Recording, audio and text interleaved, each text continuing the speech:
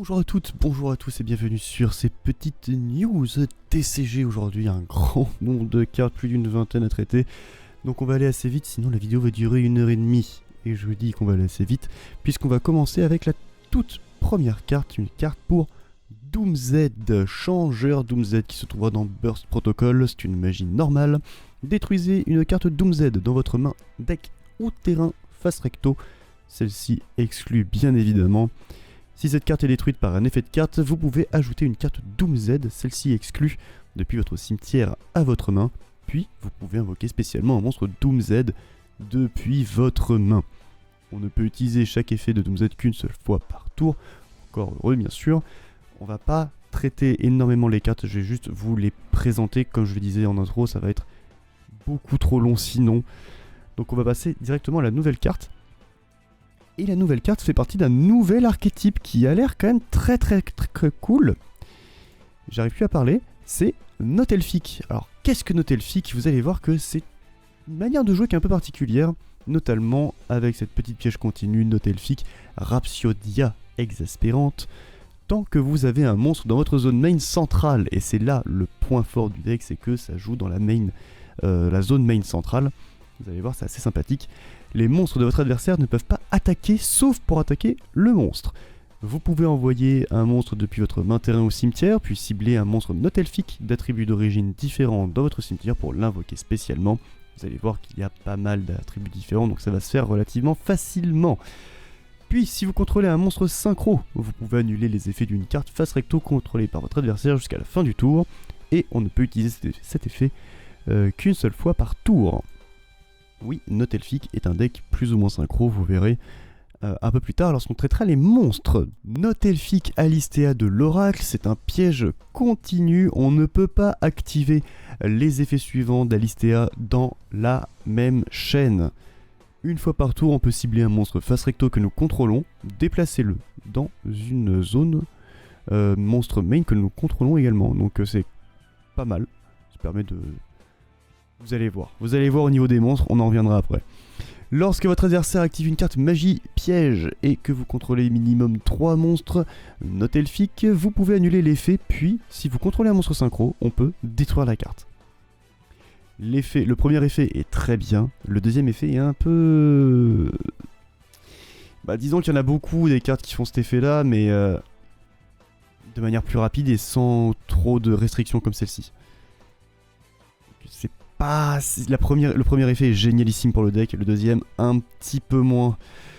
Notelfic, tercet de réunion, c'est une magie continue. Votre adversaire ne peut pas cibler le monstre de votre zone monstre main centrale avec des effets de cartes, très bon effet de protection. Et elle gagne des effets selon l'attribut du monstre dans la zone main centrale. Et vous avez bien entendu, vous voyez aussi les attributs. Gardez ça en tête, ça pourra peut-être vous servir lors de votre construction de votre decklist. Si c'est feu ou terre, votre monstre synchro attaque un monstre en position de défense et inflige des dommages de combat perçants.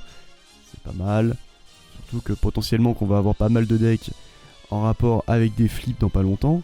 On en reviendra un peu plus tard. Si c'est eau ou vent, les autres magies pièges face recto que vous contrôlez ne peuvent pas être détruites par des effets de cartes de l'adversaire, donc ça c'est quand même très cool. Et si c'est lumière ou ténèbres, vous ne recevez aucun dommage de combat. Je trouve que lumière ténèbres c'est le mieux. Eau et vent est pas mal non plus. Feu et terre c'est un peu moyen, mais vous verrez que suivant la méta qu'on va avoir, ça peut être intéressant également. On parlait de monstres synchro depuis le début, en voilà un, Stylitzia Séraphin Notelfic, c'est un monstre feu plante synchro de niveau 7 qui est juste magnifique. On ne connaît pas son attaque, mais on sait qu'il a 3000 de def. Il faut un monstre synthoniseur plus un monstre non synthoniseur au moins. Et l'attaque d'origine de cette carte devient 3000 tant qu'elle est dans la zone monstre main centrale. Donc attention à où vous l'invoquez. Durant la main phase en effet rapide, on peut invoquer spécialement un monstre Notelfic de max niveau 6 depuis la main ou le cimetière. Puis on peut réduire de 3 le niveau de tous les monstres de minimum niveau 4 actuellement sur le terrain, même ceux de l'adversaire, jusqu'à la fin de ce tour bien sûr. Et aussi, on ne peut pas invoquer spécialement, excepté des monstres synchro, depuis l'extra deck le reste de ce tour. Bien évidemment, on peut utiliser cet effet qu'une seule fois par tour, sinon ce serait un peu trop pété. Il y a un deuxième monstre synchro, je pense que c'est le boss monster, hein. Clairement, Junora, le mécène du pouvoir de la syntonisation.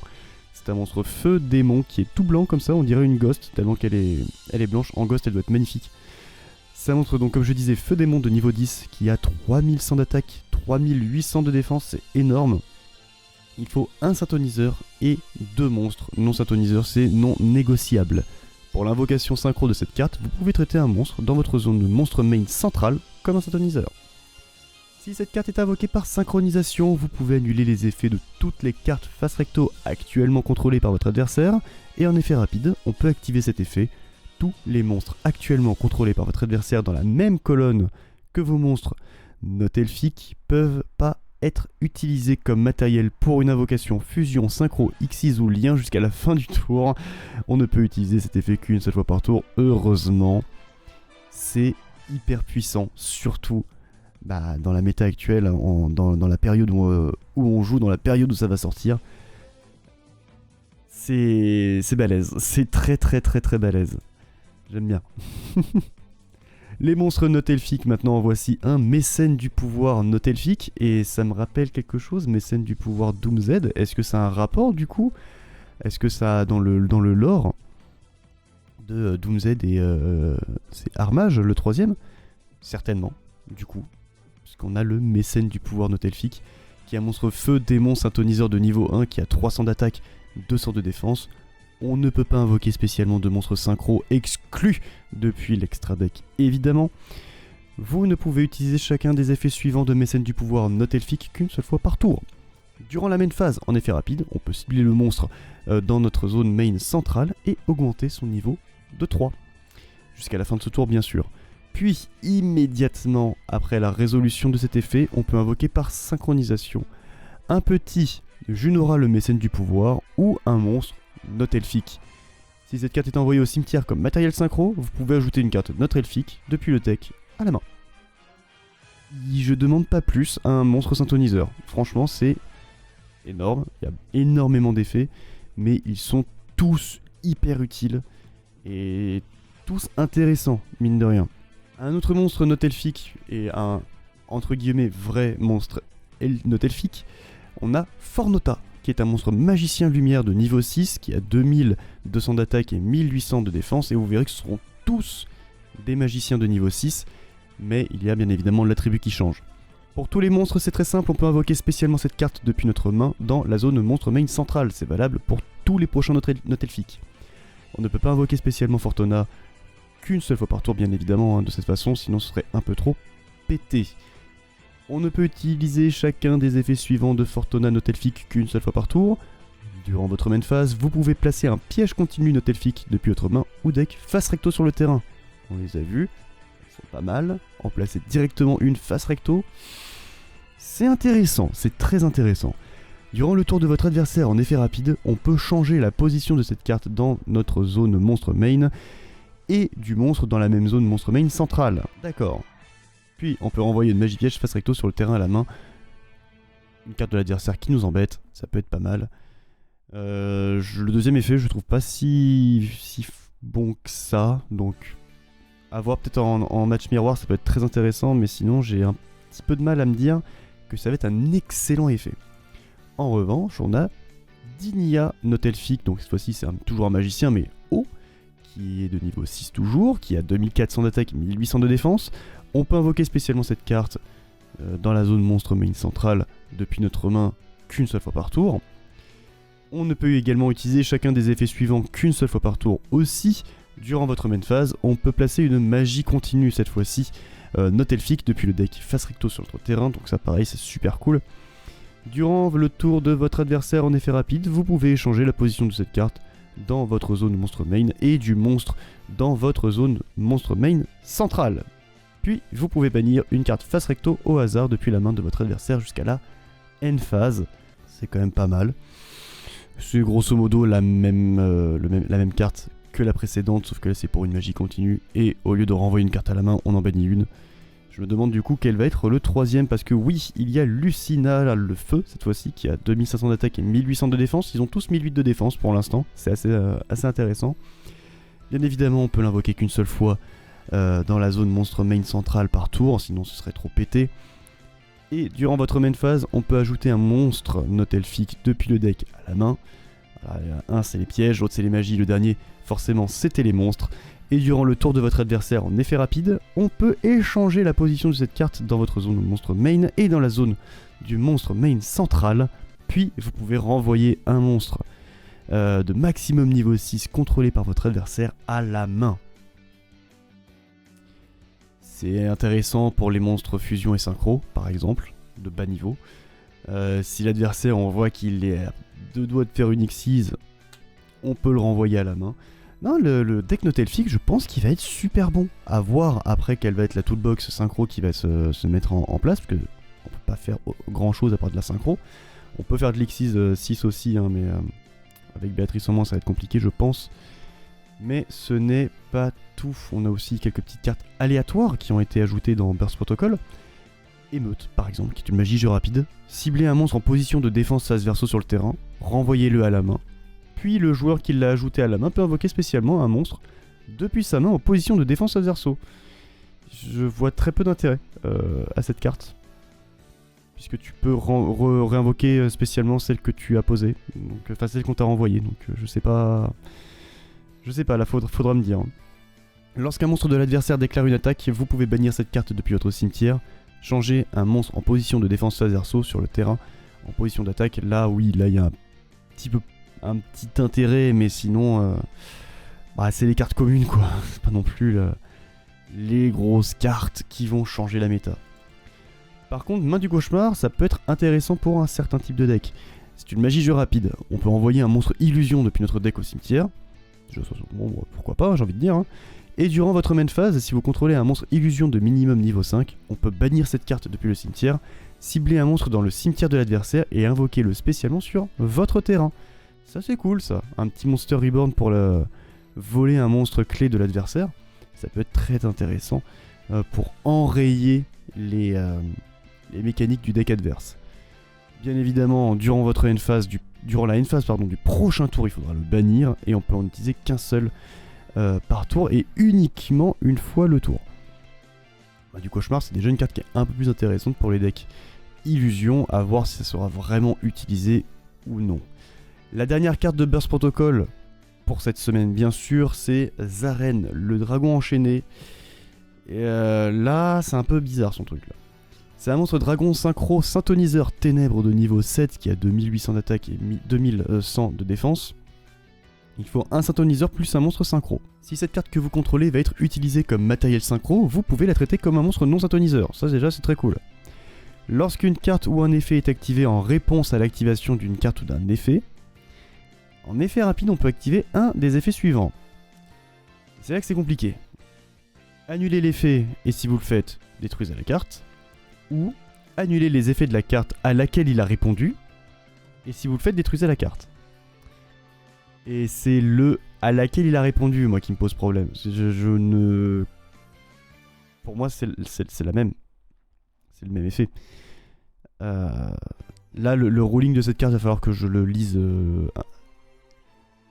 précisément, parce que là, je ne vois vraiment pas à quoi sert le deuxième effet. À moins si une carte a plusieurs effets, t'annules le premier, tu peux activer le deuxième. Je vois vraiment pas l'intérêt du deuxième effet. Si vous le savez, n'hésitez pas à me le dire en commentaire, parce que je suis complètement perdu. Bien évidemment, cet effet n'est utilisable qu'une seule fois par tour. C'est tout ce qu'on a pour Burst Protocol pour l'instant, mais on a Terminal World 3 qui nous ont annoncé de nouvelles cartes. Et c'est pour un deck d'accord. J'ai juste envie de dire ouais ok pourquoi pas. Dragunité, voilà. Tyrinus Dragunité, c'est un monstre vent bête ailé à effet qui est de niveau 4, 1200 d'attaque, 1200 de défense. Vos monstres Dragunité ne peuvent pas être détruits au combat tant que cette carte est équipée avec une carte d'équipement. C'est quand même très bien. C'est quand même un bon effet pour débuter ce panel de cartes Dragunité. Vous ne pouvez utiliser chacun des effets suivants Kinirus, Dragunité qu'une fois par tour. Si cette carte est invoquée normalement ou spécialement, vous pouvez ajouter une magie piège Dragunité depuis le deck à la main. Bon, j'ai envie de dire superbe. Et vous pouvez cibler une autre carte Dragunité que vous contrôlez, renvoyer-le à la main ou à l'extra deck, puis vous pouvez invoquer spécialement un monstre Dragunité depuis la main. Oui, bah ouais, très bien. C'est une bonne carte pour commencer le panel, j'ai envie de dire. Il y en a d'autres, je crois qu'il y en a 4 au total. Voici le deuxième.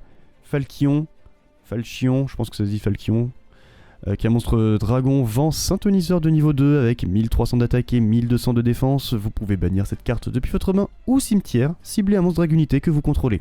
Équipez-lui un monstre Dragunité dragon depuis votre deck ou cimetière comme magie d'équipement.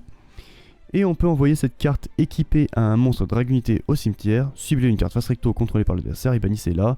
Très bien. C'est oui, ça reste dans l'esprit Dragunité. Et ça a des effets pas dégueux, donc oui, superbe. Superbe. Dragunité, vous l'avez compris, c'est un deck synchro, et vous le savez, enfin j'espère. Et voici Aerus, chevalier Dragunité. C'est un monstre vent dragon synchro de niveau 8 qui a 2900 d'attaque et 2500 de défense. Il faut un monstre synthoniseur et un monstre synchro non synthoniseur. Original pour un monstre de niveau 8, j'ai envie de dire. Mais avec Dragunité, ça se fait facilement. D'ailleurs, je crois que les autres monstres synchro ont besoin. Enfin, les autres gros monstres synchro Dragunité ont besoin d'un monstre synchro non synthoniseur en matériel. Si je dis pas de bêtises, si ma mémoire est bonne, ce qui est pas souvent le cas. Vous pouvez cibler un nombre de cartes face recto contrôlées par votre adversaire inférieur ou égal au nombre de cartes monstres face recto dans votre zone magie piège. Ok. Annuler leurs effets jusqu'à la fin de ce tour. Ça, c'est super. Vraiment, c'est super. Ceci est un effet rapide si cette carte est équipée avec une carte d'équipement. Ah, c'est encore mieux. C'est encore mieux. Tant que cette carte est équipée à un monstre, vous pouvez invoquer spécialement cette carte. Ok. Puis, invoquer spécialement un synthoniseur Dragunité depuis votre cimetière. Bon, si on veut faire une niveau 10, j'ai envie de dire c'est superbe. Si on veut faire une deuxième synchro aussi, ça peut être super. Non, mais c'est la meilleure carte du set pour l'instant. C'est la meilleure carte du set. Je dis bien pour l'instant, parce qu'on a encore une dernière carte pour Dragunité. Je vous ai dit qu'il y en avait 4. La voici la 4ème. Georgius, Seigneur Dragunité, un monstre lien 4. Je crois qu'on a déjà Romulus qui a un lien 2. Mais là, on a un lien 4 carrément. Avec les flèches donc gauche, bas gauche, droite et bas droite. Il faut 2 monstres dont un synthoniseur. Votre adversaire ne peut pas activer d'effet de monstre dans le cimetière tant que cette carte est équipée avec une carte Dragunité. Rien que ça en fait la meilleure carte du set. Quand tu vois le nombre de decks qui, pour le moment, utilisent des effets dans le cimetière, c'est pas mal. C'est vraiment pas mal. Vous pouvez utiliser chacun des effets suivants de Georgius qu'une seule fois par tour, si cette carte est invoquée par lien, ou si votre adversaire invoque spécialement un ou plusieurs monstres, on peut invoquer spécialement un monstre Dragunité de minimum niveau 5 depuis votre extra deck ou votre cimetière. C'est incroyable. Ah ouais, non mais là c'est quelque chose là. Là c'est quelque chose.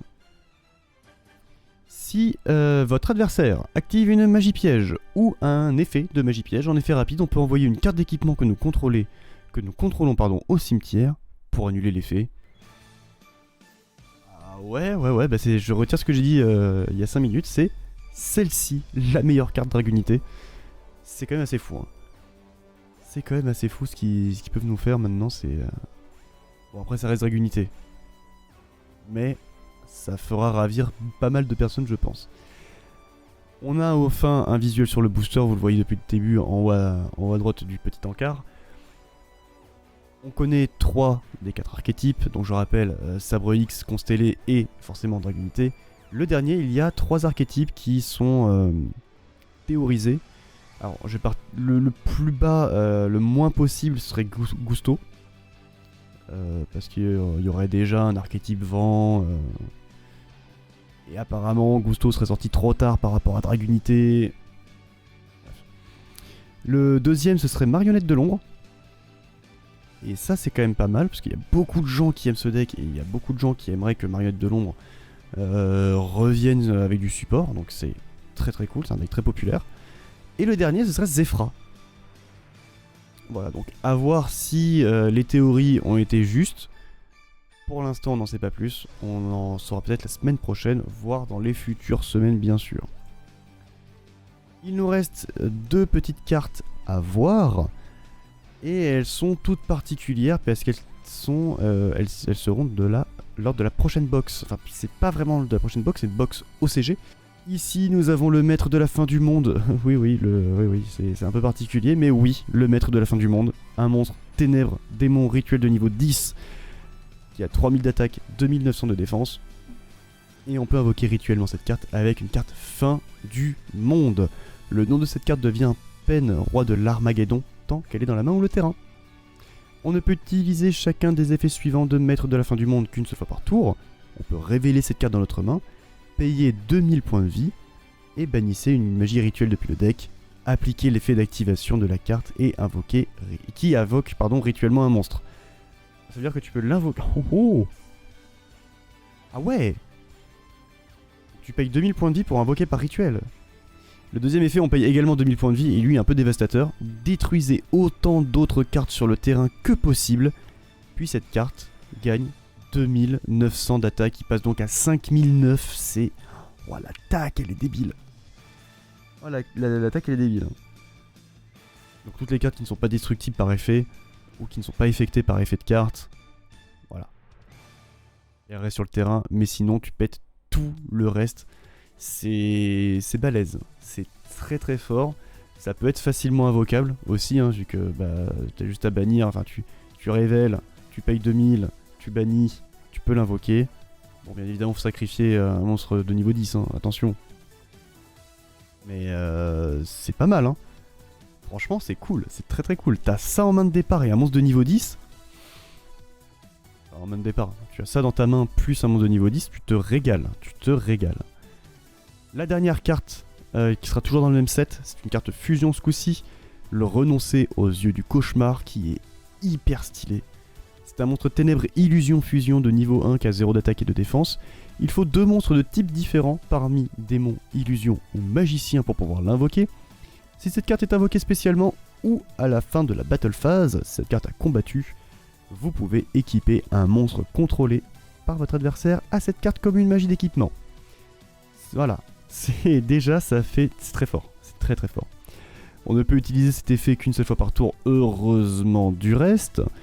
Et bien évidemment, elle gagne une attaque égale à la somme des attaques des monstres équipés. Bien sûr, vu que c'est une illusion, si cette carte combat un monstre, aucun de ces 2 monstres ne peut être détruit. Ce combat.